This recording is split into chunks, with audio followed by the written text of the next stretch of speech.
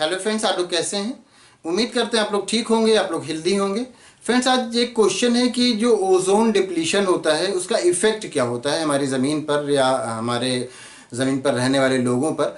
उसका इफ़ेक्ट क्या होता है, ओजोन डिप्लीशन का इफ़ेक्ट क्या होता है। तो हम जानते हैं कि हमारा जो अर्थ है उसके चारों तरफ जो एटमॉस्फेयर वाला एरिया है, जहाँ जहाँ एटमॉस्फेयर है, एटमॉस्फेयर का मतलब ये कि जो अर्थ है, ये अर्थ है, इसके चारों तरफ जहाँ जहाँ एयर पाया जाता है, जहाँ जहाँ एयर है, जहाँ जहाँ हम सांस ले सकते हैं, रहते हैं, उस एरिया को क्या कहते हैं? वो पूरा एरिया एटमॉस्फेयर कहलाता है। अभी अर्थ के चारों तरफ, अर्थ के चारों तरफ ये पूरा इतना सा एरिया, ये क्या है? ये पूरा एटमॉस्फेयर है। जो एटमॉस्फेयर की ये ऊपर की लेयर है, एटमॉस्फेयर की ऊपर की लेयर है, यहाँ पर ओजोन जो है इसको एक कवर किए रहता है और एक तरह से शील्ड का काम करता है। ओजोन मतलब O3, ओजोन इसको कवर किए रहता है, ऊपर का एरिया।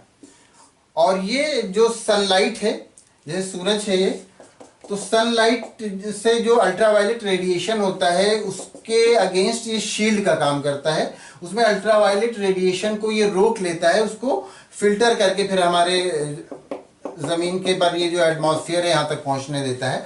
तो जो उसका हार्मफुल इफेक्ट होता है वो यहीं पर रुक जाता है। तो ये क्या है? ये ओजोन लेयर है। अब ओजोन लेयर का अगर डिप्लीशन होता है, मतलब ये कि कहीं पर ओजोन लेयर अगर क्या हो जाता है कि वहाँ पर नहीं रह जाता, अगर होल बन जाए या बहुत कम रह जाए अगर, तो क्या होता है कि फिर उससे अल्ट्रावायलेट रेडिएशन जो है वो एटमॉस्फेयर में हमारे आ जाता है और हमारे ज़मीन तक आ जाता है, हमारे अर्थ तक आ जाता है।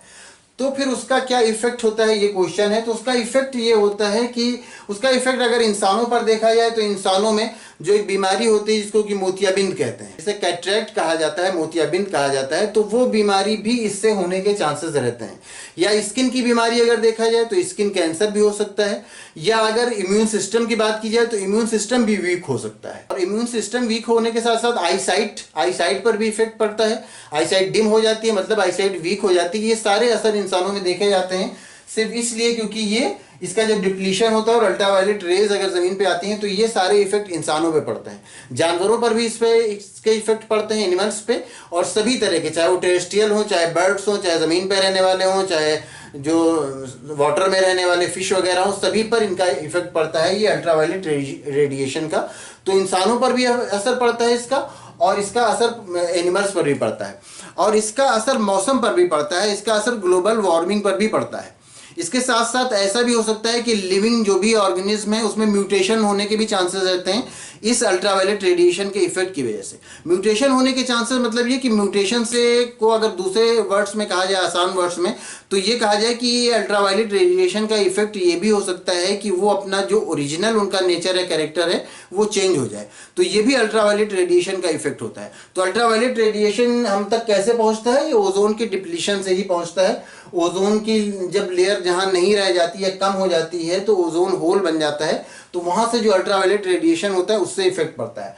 तो ओजोन डिप्लीशन ही का ये सारा इफेक्ट है कि जो इंसानों पर इफेक्ट पड़ता है कि स्किन कैंसर हो जाए, या इम्यून सिस्टम उसका वीक हो जाए, या आईसाइट वीक हो जाए, या जो एनिमल्स हैं चाहे वो वाटर में रहने वाले उन पर इफेक्ट पड़े, या ग्लोबल वार्मिंग पर इफेक्ट पड़े, ये सब एक तरह से इसी का इफेक्ट हुआ, ओजोन डिप्लीशन का ही इफेक्ट हुआ। तो ओजोन डिप्लीशन के ये सारे इफेक्ट होते हैं। उम्मीद करते हैं आप अच्छी तरह समझ गए होंगे कि ओजोन डिप्लीशन क्या होता है और ओजोन डिप्लीशन से इफेक्ट क्या होता है। तो उम्मीद करते हैं आप अच्छी तरह समझ गए होंगे। अगर इसमें कोई कंफ्यूजन है या किसी तरह का कोई और क्वेश्चन है तो आप पूछ सकते हैं। Thank you.